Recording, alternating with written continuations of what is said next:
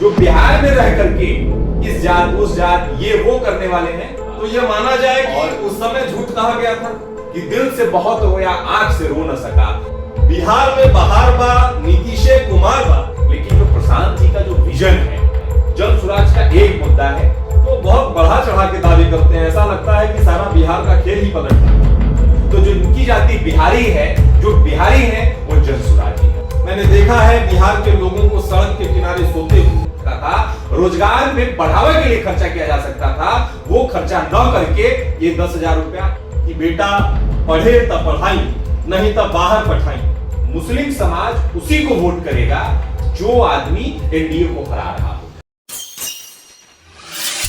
बिहार में चुनावी सरगर्मियां जोरों पर हैं। सबकी कोशिश है कि हमारा जो नेता है वो किंग साबित हो, लेकिन असल में बिहार का किंग कौन होगा ये आने वाले समय में देखना होगा। हम इस समय मुजफ्फरपुर में हैं और मुजफ्फरपुर में हमारे साथ एक युवा व्यवसायी और जन स्वराज के युवा नेता सुगंध कुमार जी मौजूद हैं। प्रशांत किशोर जी जब मीडिया में इंटरव्यू देते हैं तो बहुत बढ़ा चढ़ा के दावे करते हैं। ऐसा लगता है कि सारा बिहार का खेल ही पलट देंगे, लेकिन जो ग्राउंड रियलिटी है वो इस बात की तस्दीक नहीं करती उनके दावों की। मैं प्रशांत जी के बारे में सिर्फ आपको इतना कह सकता हूं कि उनके जो दावा है, उनका जो वादा है और जो उन्होंने बिहार के लिए जितना मेहनत किया है, बिहार को एकत्रित करने के लिए, बिहार के लोगों को जगाने के लिए, ये बड़ी बात है। आपने देखा होगा बिहार छठ पर्व में बहुत सारे लोग लौटते हैं, लेकिन इस बार जो बिहार छठ पर्व में जो लोग लौट रहे हैं उनमें एक अलग सा खुशी है, एक अलग सा लहर है। आप उस कोई भी ऐसा व्यक्ति जो बाहर से आया है उस व्यक्ति से एक बार आप इंटरव्यू लेकर पूछ के देखिएगा, वो आपको बताएंगे प्रशांत किशोर जी के यहाँ विकास हुआ है। हमारे आदरणीय संयोजक महोदय भी इस चीज को जो एक्सेप्ट करते हैं कि बिहार में विकास हुआ है। लेकिन अभी आपने जब कहा कि हमारे अध्यक्ष महोदय भी इस बात को कहते हैं, मुझे याद आया जब प्रशांत किशोर जी नीतीश जी के चुनावी रणनीतिकार की भूमिका में थे, बिहार में बहार बा नीतीश कुमार बा, यह स्लोगन भी उनकी ओर से ही आया था। अब वो खुद नीतीश सरकार की कमियों को गिनाने में लगे हैं। ये इतना बड़ा परिवर्तन कैसे हो गया? देखिए, वो व्यावसायिक दृष्टिकोण से उन्होंने दिया था कि बिहार में बहार बा, फिर से नीतीश कुमार बा, तो ये माना जाए कि उस समय झूठ कहा गया था। आप ऐसा महसूस कर रहे होंगे कि बिहार में विकास हुआ है। कोई भी ऐसा व्यक्ति ये नहीं कह सकता है कि बिहार में विकास नहीं हुआ है। बिहार में विकास हुआ है, लेकिन विकास का जो रफ्तार होना चाहिए उस रफ्तार से विकास नहीं हुआ है। हमारा एक मुद्दा है, जन स्वराज का एक मुद्दा है, शिक्षा बेहतर करना और रोजगार बिहार में उत्पन्न करना। बिहारियों का जो दर्द है कि वो बाहर ही अपना जीवन गंवा देते हैं। मैं आपको बताना चाहता हूं सर कि आप यहाँ के लोगों को देखेंगे तो ऐसे बहुत सारे लोग मिलेंगे आपको जिन्होंने अपने बच्चे के साथ अपना जीवन नहीं बिताया और वो बच्चा अपने पिता के साथ जीवन नहीं बिताया। क्यों? क्योंकि जो आज वो बच्चा है उसके पिता बाहर कमा रहे हैं। जब बहुत बड़ी बात आप कह रहे हैं। ये एक बिहार की बहुत मानवीय समस्या रही है कि बहुत बड़े पैमाने पे लोग बाहर निकल जाते थे अन्य प्रदेशों में, अन्य देशों में, और उनका जो परिवार था यहाँ वो क्या क्या झेलता था ये केवल वो परिवार ही बता सकता है। हमारे जो संयोजक हैं, हमारे सूत्रधार हैं, वो प्रलोभन नहीं, वो उसको उसका परिवार के साथ रहने की व्यवस्था पे काम हम लोग कर रहे हैं। हम एक पंक्ति के माध्यम से आपको यहाँ के दर्द को समझा दें, आपको समझ में आएगा किस दर्द से वो पुरुष जो बाहर रहता है वो किस दर्द से रह रहा है कि दिल से बहुत रोया आंख से रो न सका, अब प्रदेश में कट गई जिंदगी गांव में रह न सका। सर, आप दिल्ली जाएंगे, आप दिल्ली के दर्द को जब देखते होंगे, सुबह में एक लड़का उठता है 6 बजे, खाना बनाता है, 8 बजे निकलता है, 10 बजे वो मेट्रो में सफर करते हुए आदमी पे आदमी चढ़ा रहता है, अपने ऑफिस पहुंचता है। 10 बजे से 7 बजे तक, 6 बजे तक वो सर्विस करता है, फिर वहां से वो चलता है 8 साढ़े 8 बजे तक अपने डेरा पे पहुंचता है और फिर 2 घंटा खाना बनाता है, 10:30 11 बज जाता है।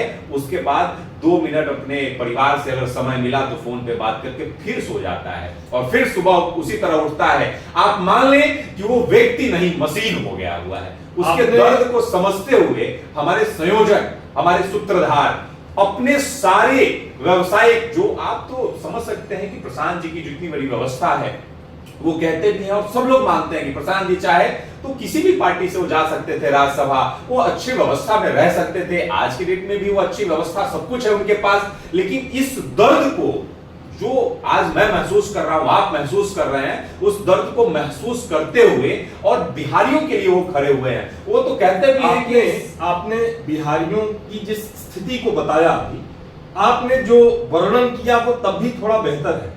मैंने बिहार के लोगों को इससे भी ज्यादा खराब परिस्थितियों में संघर्ष करते देखा है। मैंने देखा है बिहार के लोगों को सड़क के किनारे सोते हुए, मैंने देखा है बिहार के लोगों को आधे पेट खाकर जिंदगी गुजारते हुए, मैंने देखा है बिहार के लोगों को छोटे छोटे काम करते हुए और अपने पगार के लिए, अपनी सैलरी के लिए, अपने हक के लिए मार खाते भी मैंने देखा है। कल लगभग 200 किलोमीटर से ज्यादा मैंने बाइक राइडिंग की बिहार में। सड़कें बहुत अच्छी हैं, लोग नीतीश जी की प्रशंसा करते हैं, लेकिन जो तेजस्वी के समर्थक हैं, जो भाजपा के समर्थक हैं, वो और भी कई सवाल उठाते हैं इन परिस्थितियों में कि जब नीतीश आज भी बिहार का सबसे बड़ा चेहरा है। प्रशांत किशोर जी कमाल कर पाएंगे? प्रशांत जी व्यक्ति के तौर पे कैसे पर्सनालिटी? प्रशांत जी बिहार के बारे में जब भी मेरा संवाद हुआ होगा तो आम आवाम के बारे में वो संवाद करते हैं।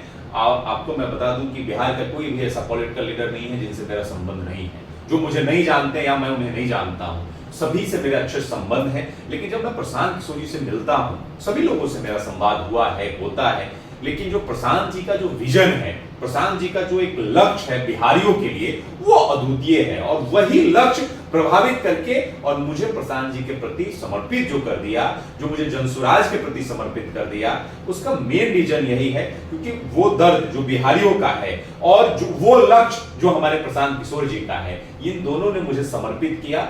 और मैं इतना कह सकता हूं कि हम लोग इस बार 2025 में सरकार बना रहे हैं और सरकार बनाने के बाद यहां शिक्षा का अलग जगेगा और पलायन दूर होगा और रोजगार हर जिले में इतना पर्याप्त हो जाएगा कि यहां से लोग बाहर जाना बंद कर दें। दिलचस्प बात है कि प्रशांत जी खुद भी एक प्रवासी बिहारी हैं। जो बिहारी बाहर काम कर रहे हैं और बिहार आए हैं छठ पर्व की वजह से, चुनाव की वजह से, उनके अंदर जन सुराज को लेके एक उत्साह देखा जा रहा है।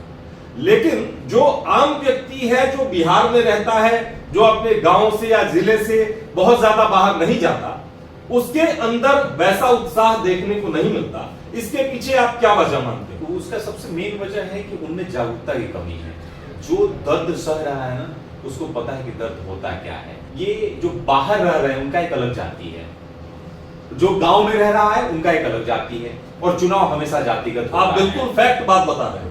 उनका एक अलग जाति है जो कि गांव में रहता है और वो सभी जो है ना एक अलग जाति में बंधे हुए हैं। जैसे अपने घर से छोड़ करके जब वो बाहर जाता है तो उसका जाति एक हो जाता है बिहारी। उसे ये नहीं पूछा जाता है कि आप किस कास्ट से आते हो, लेकिन जैसे वो बिहार में रहने वाले जो यहाँ लोग हैं उनकी एक जाति है। तो आप ये मान के चलें कि जो हमारे पार्टी को वोट करने वाले लोगों की जो जाति है वो बिहारी है। जो बिहार में रह करके इस जात उस जात ये वो करने वाले हैं, उनकी जाति अलग है। तो जो इनकी जाति बिहारी है, जो बिहारी हैं, वो जनसुराजी हैं, वो जनसुराज को वोट करेंगे। जातिवाद आज भी बिहार में एक बड़ा फैक्टर है। तमाम लोग, मैंने कई लोगों से ये सवाल भी किया कि जाति बढ़ी या विकास बढ़ा, तो माइक पे तो वो कहते हैं कि विकास बढ़ा, लेकिन ऑफ कैमरा फिर वो कहीं ना कहीं घूम फिर कर अपनी जाति के आसपास चर्चाएं करने लगते हैं। प्रशांत किशोर जी ने काफी मेहनत की है, इसमें ये मेहनत सबको दिखती है। कुछ लोग ऐसे भी हैं जो दिल्ली में जो परिस्थितियां बनी थी अन्ना आंदोलन के बाद और जिसको भुनाया अरविंद केजरीवाल ने, उन परिस्थितियों से प्रशांत किशोर की तुलना करते हैं। दिल्ली में जो परिस्थितियां थी, क्या बिहार में भी वैसी परिस्थितियां हैं और क्या वही रिजल्ट आ सकता है? बिहार और दिल्ली की परिस्थितियों में बहुत सारा अंतर है। बिहार के लोगों को समझाना, जैसे अभी आपने कहा भी कि जो गांव में रहने वाले लोग हैं वो लोग नहीं समझ रहे हैं, जो बाहर से लोग हैं वो ज्यादा समझ रहे हैं।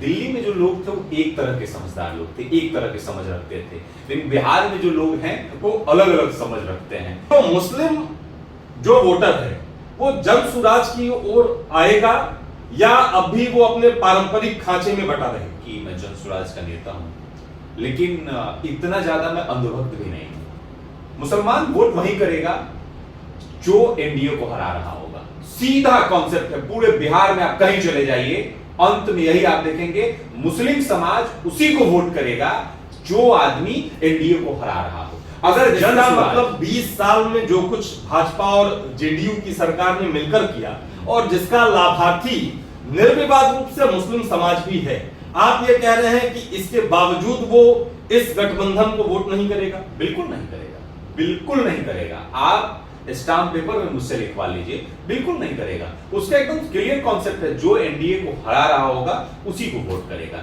ये एक्चुअली मैं जनसुराज के नेता होने के नाते नहीं, बिहार की परिस्थितियों के अनुकूल और जो मैंने 2 4 5 चुनाव देखा है उसके हिसाब से मैंने आपको बताया। और उनका जो स्थिति है, जो मुसलमान की जो स्थिति है, वो ये है कि वो विकास को लेकर के वोट कभी नहीं किए हैं और ना आगे अभी जो दिख रहा है वो करेंगे। उनका सीधा, इसलिए आप देख लीजिए, आप घूमकर आप देखेंगे जनसुराज के प्रति उन लोगों का लगाव नहीं है। महिला वोटर किसी भी चुनाव में, और देश ही नहीं दुनिया में अगर कोई चुनाव हो रहा हो तो महिला वोटर एक बहुत बड़ा फैक्टर होती हैं, निर्णायक की भूमिका में होती हैं। बिहार में जो स्थिति हम देखते आए हैं कि महिला वोटर नीतीश जी की ओर उनका झुकाव रहता है। नीतीश जी ने महिलाओं के लिए काफी काम भी किया, आरक्षण दिया। तो जब मैं जनसुराज के आप जैसे युवा नेताओं को देखता हूं तो मेरे मन में एक सवाल पैदा होता है कि क्या वो महिला वोटर जनसुराज की ओर भी आएंगी या अब भी उनका झुकाव जो पारंपरिक झुकाव रहा है वैसा हो जाएगा? हिंदुस्तान की जो महिलाएं हैं वो चाहती है कि उसे करोड़ों रुपया नहीं चाहिए, उसको अपना परिवार चाहिए। और प्रशांत किशोर जी और जनसुराज परिवार को एकत्रित करके अपने परिवार के बीच रह करके और सुदृढ़ होकर के, संपन्न होकर आप काम करें, वैसी व्यवस्था लाना हमारा सरकार चाहता है। हमारा सरकार चाहता है कि आपके बच्चे पढ़े शिक्षित हो ताकि वो स्वयं स्वरोजगार रोजगार उत्पन्न कर सके। ऐसा सरकार हम लोग लाना चाहते हैं। इसलिए इस बार की जो महिलाएं हैं, जो भी मातृशक्ति है, उनका कॉन्सेप्ट क्लियर है कि हम उस प्रोत्साहन पे नहीं जाएंगे, हम इस पे वोट करेंगे कि हमारे बच्चे पढ़ सके, हमारे परिवार का कोई सदस्य बाहर न रह के अपने परिवार में अपने घर पे रह सके, इस पे वोट करेंगे। आपको लगता है कि 10,000 रुपए वाली जो स्कीम है वो फ्लॉप हो जाएगी? देखिए एक्चुअली आपको तो जानकारी होगा, ये 10,000 वाली जो स्कीम है, ये स्कीम बिहार की महिलाओं को इन चीजों से जो है ना आप ठग नहीं सकते हैं, बलगा नहीं सकते हैं। क्योंकि अभी हम लोग चर्चा में अभी हमने आपको बताया भी कि यहाँ पे हर एक व्यक्ति में राजनीति भरा हुआ, तो इसलिए ये 10,000 का कोई मामला ही नहीं है। इन 10,000 पे कुछ नहीं होना है। वो सभी महिलाएं समझ रही हैं कि ये सिर्फ लुभाने के लिए और फिर उसके परिवार को दूर भेजने के लिए, उनके बच्चे को नहीं पढ़ने देने के लिए, स्वास्थ्य व्यवस्था खराब रहे, वो ऐसी व्यवस्था में वो झेलते रहे, इसके लिए 10,000 रुपया दिया जा रहा है। और ये 10,000 रुपया उसी में से काट करके जो उसके बच्चे को अच्छा शिक्षा के लिए खर्चा किया जा सकता था, स्वास्थ्य व्यवस्था अच्छा करने के लिए खर्चा किया जा सकता था, रोजगार में बढ़ावा के लिए खर्चा किया जा सकता था, वो खर्चा न करके ये 10,000 रुपया इसलिए दिया जा रहा है कि पुनः 5 साल फिर उसी व्यवस्था में आप रहिए। जनसुराज जो बात करता है कि हम काम करेंगे, रोजगार दे देंगे, इंडस्ट्री कैसे आएगी बिहार में? क्योंकि उसके जो बेसिक्स हैं वो कमजोर है बिहार में। कि ये बड़े इंडस्ट्रीज नहीं लगाए हुए भी छोटे छोटे इंडस्ट्रीज लगा करके भी व्यक्ति अपना रोजगार कर सकता है। जैसे बहुत सारे ऐसे रोजगार हैं जो रोजगार हम गांव में रह के अपने घर पे रह करके कर सकते हैं। ऐसे 500 तरह के जो है ना व्यवसाय पे हमने जो है उस किताब में लिखा है। हमारे साथ सुगंध कुमार जी बहुत तथ्यात्मक तरीके से और बहुत अच्छे प्रेजेंटेशन के साथ बात कर रहे थे।